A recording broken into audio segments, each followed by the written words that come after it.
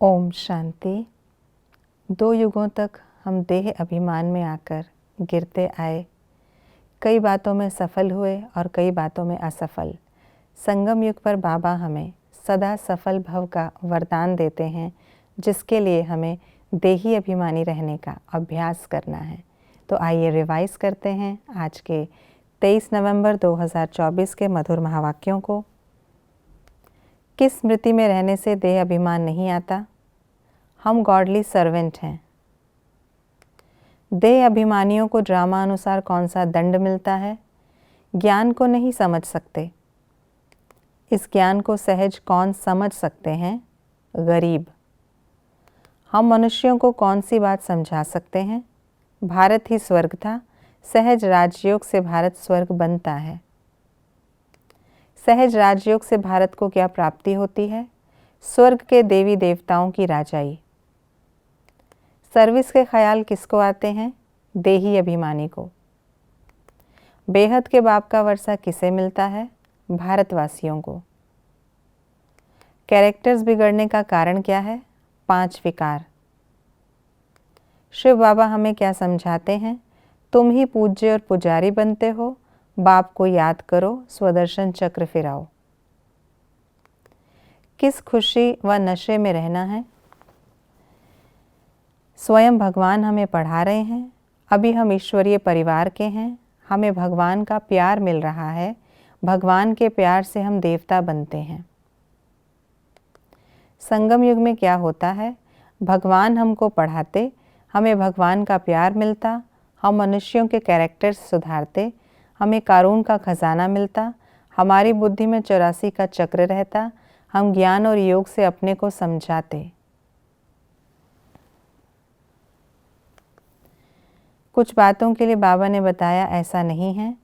स्वर्ग में क्रोध नहीं होता, ड्रामा में कोई भूल नहीं है, यहाँ पांव पड़ने की बात नहीं है, कोई मठ पंथ वाला देवता नहीं बन सकता, ब्राह्मणों के सिवाय किसी को ये ज्ञान नहीं है। कुछ बातों के लिए बाबा ने बताया ऐसा क्यों है। मनुष्य उल्टे काम करते क्योंकि तमो प्रधान बुद्धि है। योग कम होने से बैटरी नहीं भरती क्योंकि देह का अहंकार बहुत है।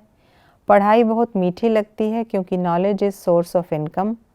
गरीब झट अपनी बैटरी चार्ज करते क्योंकि बाप को बहुत याद करते हैं। क्या होने से क्या होता है?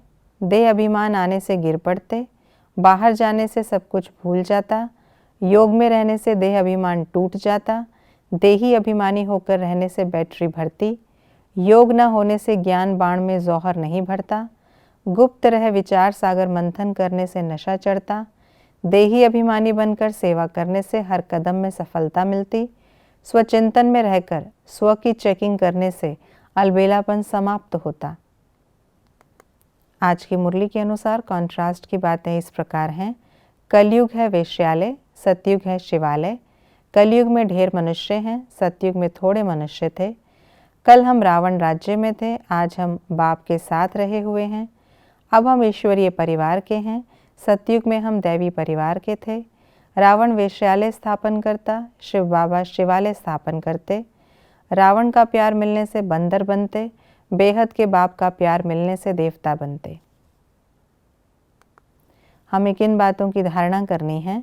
सतो प्रधान बनना, दैवी चलन रखना, देही अभिमानी बनना, माया से खबरदार रहना, छोटी छोटी बातों में घबराना नहीं, इस बने बनाए ड्रामा को एक्यूरेट समझना, हिस्ट्री ज्योग्राफी का राज समझकर समझाना। ये थी आज की मुरली की विशेष बातें। हमें सतो प्रधान दुनिया में जाना है, जिसके लिए स्वयं में दैवी गुणों की धारणा करने के साथ साथ बाप की याद में भी रहना है और स्वदर्शन चक्र भी फिराते रहना है, और साथ साथ इस खुशी और नशे में रहना है कि हम ईश्वरीय परिवार के हैं, स्वयं भगवान हमें ऊंची पढ़ाई पढ़ाते हैं। ओम शांति।